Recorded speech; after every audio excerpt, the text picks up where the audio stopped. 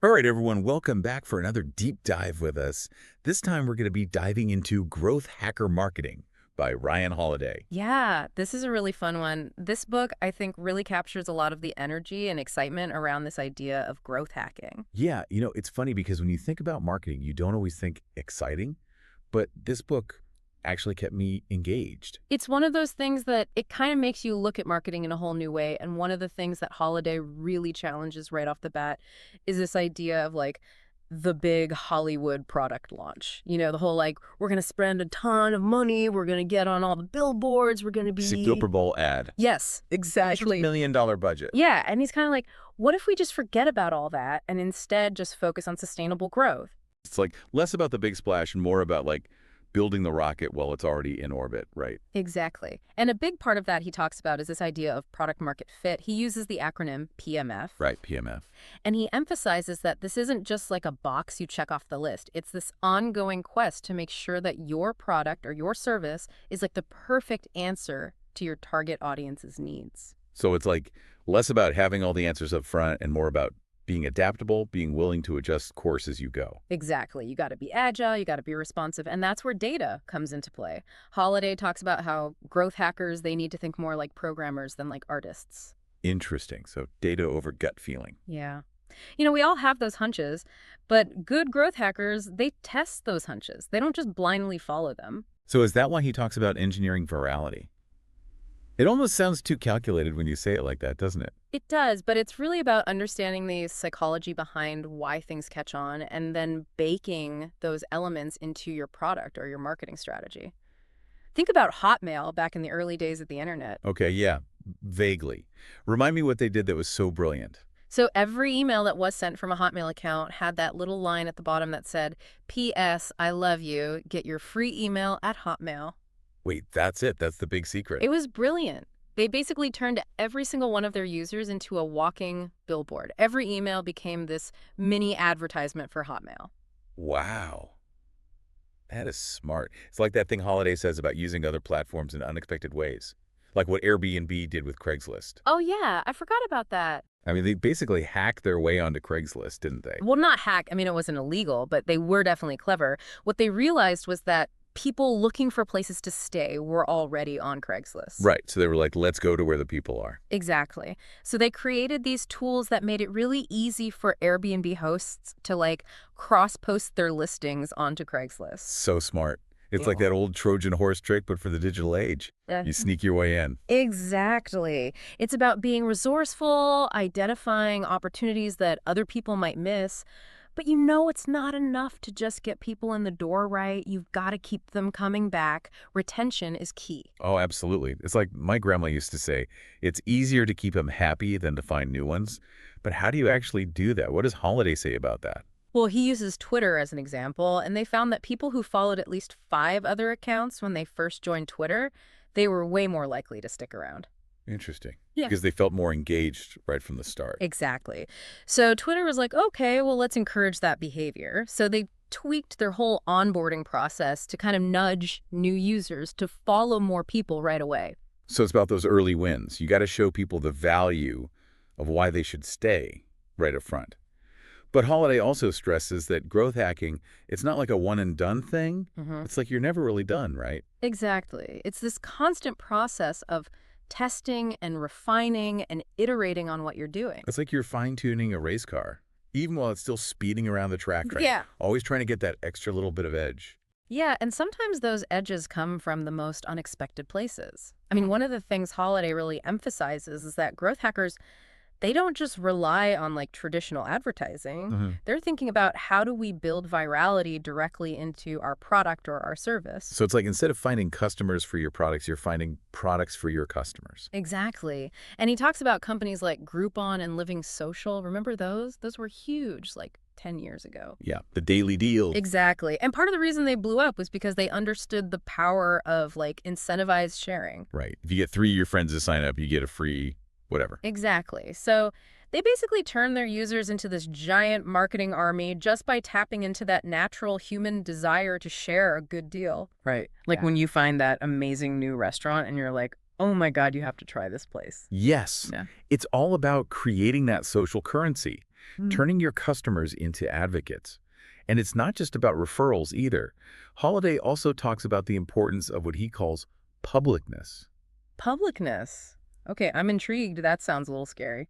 Well, think about it like this. It's about visibility, right? So like making your product or your service very visible on platforms where your target audience already is. So like think Spotify. Okay. They blew up partly because they integrated really well with Facebook, right? Ah, that's right. Suddenly everyone's Facebook feed was like all their friends were listening to like the White Stripes or whatever. Okay. Right. And it creates this fear of missing out. Like, oh, everyone's using this. Maybe I should be using it too. But it goes beyond social media too. Remember back when Apple and BlackBerry were fighting for smartphone domination? Oh, yeah. They turned their devices into walking billboards? You mean that little tagline at the bottom of every email sent from my iPhone? Exactly. It was this subtle but constant reminder of the brand. They found a way to weave their marketing into the fabric of everyday life. It's like you don't even realize it's marketing anymore. It's just life. Exactly. And that's what's so fascinating about growth hacking. It's not always about these big splashy campaigns. It's about finding those clever, often invisible ways to influence behavior. Subliminal almost. In a way, yeah. And sometimes it's about recognizing that the obvious solution isn't the best one. Holiday talks about Dropbox.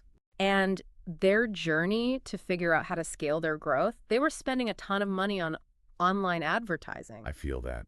Advertising can get so expensive. Right, and it just wasn't sustainable. So they had this big aha moment. That they figure out. They realized that their happiest users were their best salespeople.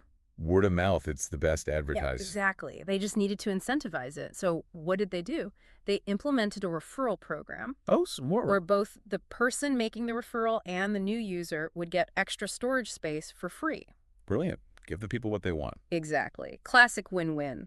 Dropbox gets new users for way cheaper than running ads. And everybody's happy. And everybody's happy. But Holiday emphasizes even with a killer growth hack in place, you're never really done. There's always more to learn and more to tweak. Because data is king. Data is king.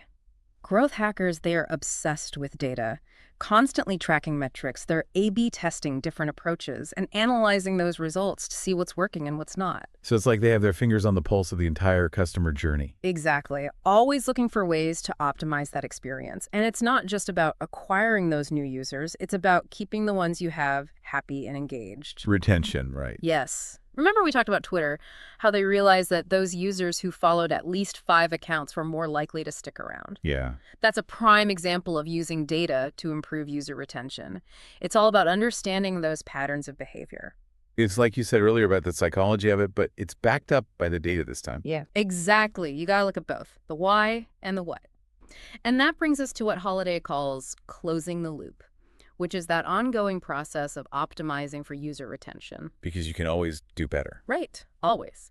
And it's something that traditional marketing often overlooks. They're so focused on getting those new customers in the door. They forget about the ones they already have. Exactly. And Holiday argues that businesses should be just as laser focused on maximizing the lifetime value of their existing customers as they are on attracting new ones.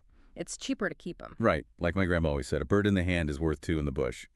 But how do you actually go about maximizing that lifetime value?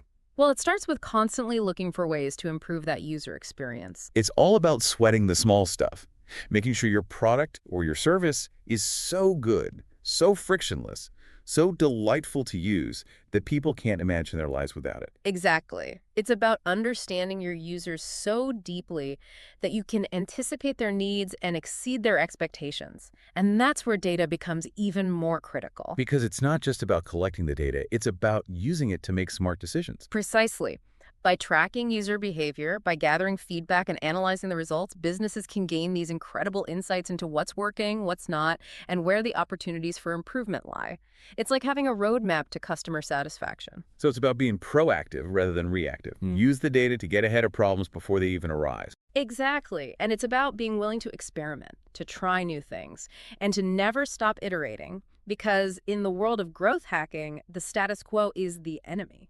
You know, it's funny, we started this deep dive talking about growth hacking as this like new, almost radical approach to marketing. But when you really break it down, It's just good business sense, isn't it? It really is. It's about being customer-centric, data-driven, and relentlessly focused on delivering value.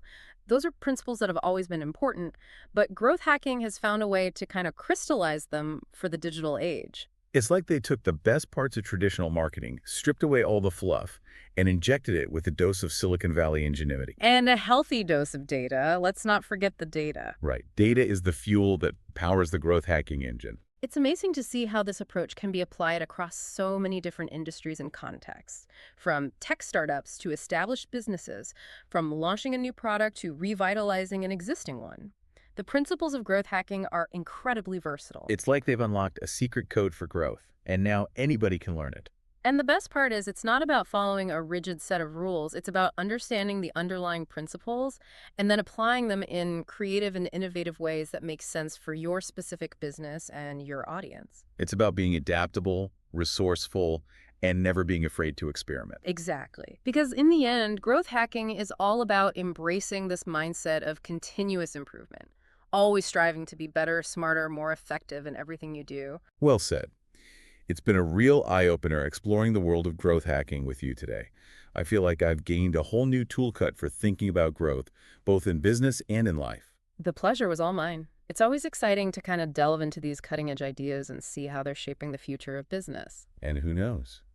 Maybe this deep dive will inspire some of our listeners to unleash their inner growth hacker and start building the next generation of world-changing companies.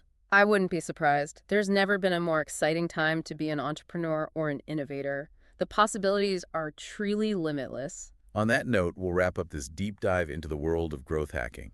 But keep those creative juices flowing, folks, because the next big idea could come from anyone, anywhere.